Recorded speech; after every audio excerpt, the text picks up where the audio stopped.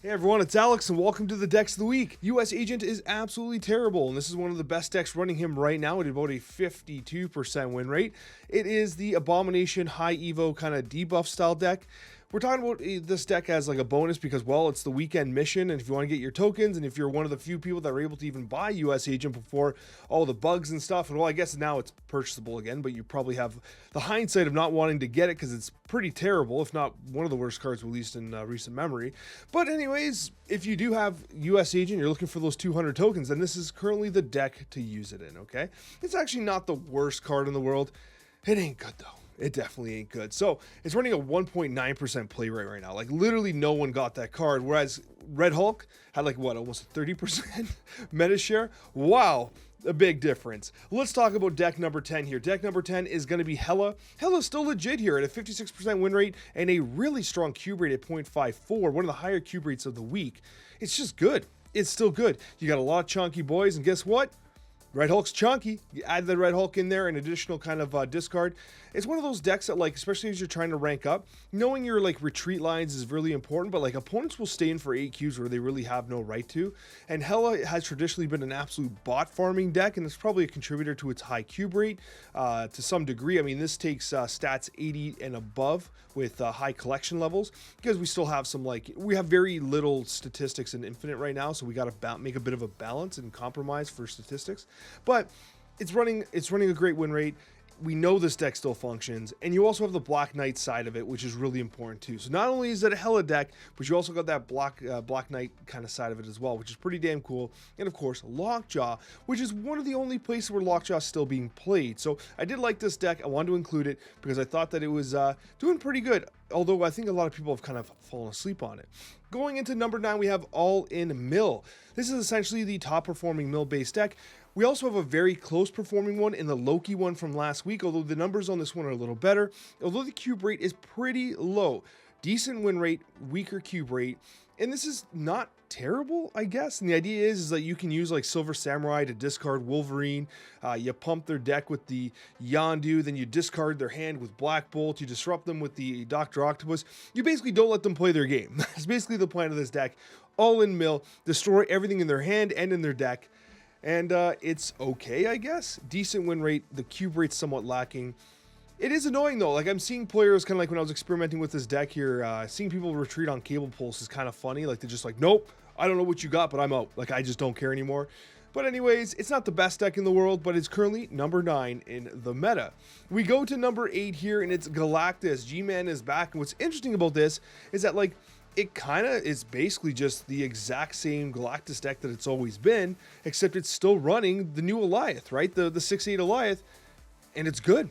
It's good. If anything, its cube rate actually has gone up a little bit because that additional power with Alioth gives you the opportunity to not only kind of mess up their hand with initiative, and it also, I mean, you still lose to like big chunky cards, but a blob can't beat you because the text is removed with initiative, right? So it's pretty interesting to think that the Alioth still does the thing because of the additional power that's been given. Still a good deck. I really like the change to Alioth here. I think that was a very clever change. I don't think it's the final form of Alioth. I know I keep saying that, but it's still good. It's still good, and statistically, Alioth still seems very strong. And this is currently one of the absolute best Galactus decks that you can play. Good cube rate. Anytime you're above 30, it's a solid cube rate. A 57% win rate you take all day long. And again, really, you do have the Sentry Annihilus play, which is one of the absolute broken combinations in the game. So no surprises there. Galactus still doing good, but it's interesting to think that the Alioth change actually brought the win rate up a little bit compared to the prior week. Number 8 is Galactus. Number 7 is Destroy. A bit of a drop off here, but what I'll note is that we're kind of like ranking by win rate and then by cube rate to some extent. 57% win rate, but an exceptional cube rate at 60. Great cube rate. And it's partially because Destroy just does what Destroy does. Like it's just a very consistent baseline competitive deck, and it's just good. It's just good. I do think that Red Guardian coming out this coming week might have an impact on Deadpool, because Deadpool is going to be pretty standard kind of targeting for the Red Guardian, especially if it isn't popping off too hard yet. But if you do get like the Hulkbuster pop off and all this stuff, then your Deadpool is absolutely massive.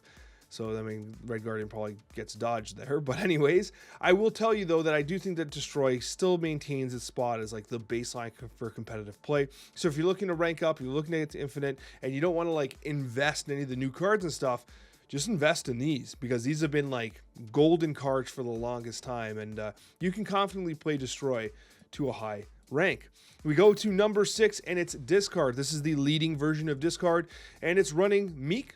Okay, recently nerfed Meek. We got massive buff to Meek, then a little bit of a nerf. I like to see Dawkin in this deck as well, which is kind of interesting. You haven't been seeing Dawkin and Corvus Glaive being played together. This deck does have that. Of course, the Proxima Midnight with the Apocalypse. Dracula might be susceptible to the Lady Deathstrikes, which you're starting to see creep up in the meta a little bit. So Dracula's got to be wary of Lady Deathstrike, because at that 1 power, Lady Deathstrike can just come in and just swipe it, because now it just destroys everything under 3. And Dracula is definitely at risk.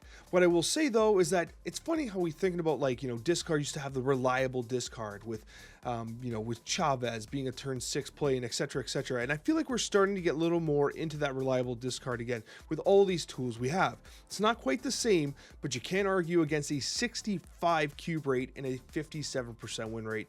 Truly remarkable. An excellent deck at all stages of your MMR climb.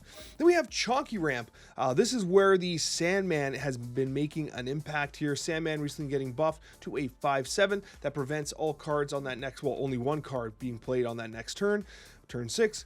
And ultimately, like, it's just a straight up good ramp deck, but you do have the Taskmaster for Blob, the Taskmaster for Red Hulk.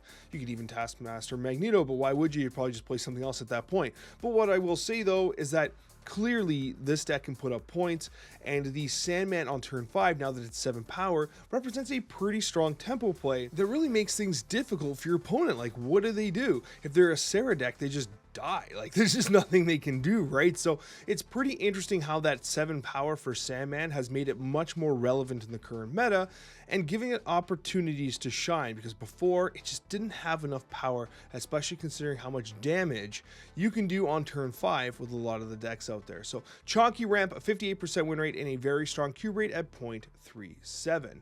That takes us to number 4. Number 4 is Shuri. It's quite interesting to see Shuri making quite a bit of a comeback here. Shuri is like one of those cards that honestly people slept on for the longest time. A couple weeks ago, I made a video be like, hey, we're sleeping on Shuri. The deck's still damn good. Red Hulk comes out and it slots right into Shuri. What's interesting as well is you're seeing the Captain Marvel being played in Shuri as well, and this is currently the highest win rate version. I find myself very often playing the Shuri Vision line. You also have the Shuri into skip turn 5 into play She-Hulk and Taskmaster, which is awesome. You She-Hulk on top of Shuri, you Taskmaster another lane, Chef's Kiss, you probably dodge Shang-Chi as well.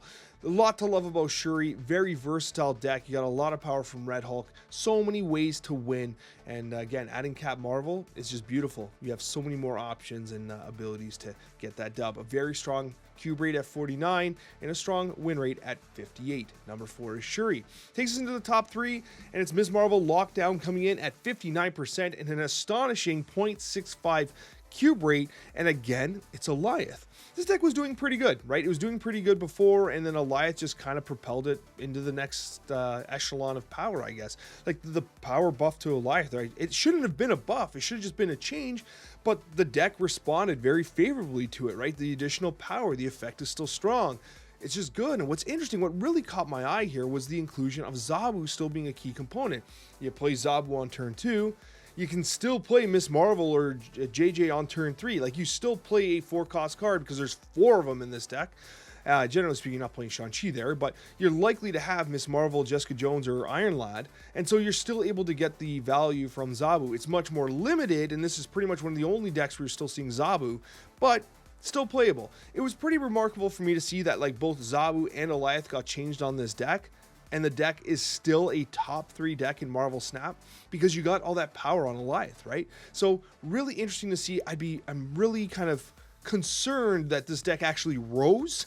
Like, you know what I mean? But we'll have to see how things shake up as we get some more infinity based statistics moving forward, right? So a really interesting deck, one of the best ones for Miss Marvel, of course, and just a top performer in Marvel Snap.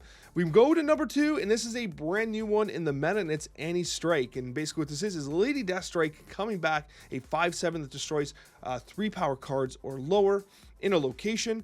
and it's damn good. It's really damn good. You have the Annihilus package here, which is pretty cool because in the event that, let's say, you don't draw into your Annihilus and you have Lady Deathstrike and you've played Sentry, you can just wipe the Void off the board, right? If you can't send it over. You have the opportunity to do a lot of disruption with things like Mobius and Mobius. You have Pixie in this deck, which is pretty damn cool as well. Spider-Ham's disruption. It's just a really interesting list. And of course, you have the verticality of the Red Hulk. A really cool, fun deck, and it's performing remarkably at a 59% win rate and a 0.47 cube rate, which I think the cube rate might even be impacted by the fact that a lot of people are just unfamiliar with the cadence of the deck because it's such a new design. So a really fascinating list, and of course, once again, it's that Annihilus Sentry Hood package, which seems like it can just go anywhere and perform remarkably well. And that takes us to the #1 deck in Marvel Snap right now, and it is the New Groove still for 2 weeks in a row. You know what, guys, I'm so happy that this design worked so well for everybody. 2 weeks in a row that your boys Alex's deck on top, and only one minor change. Still holding a 60% win rate and a 0.61. When I originally designed this deck, I included Nightcrawler.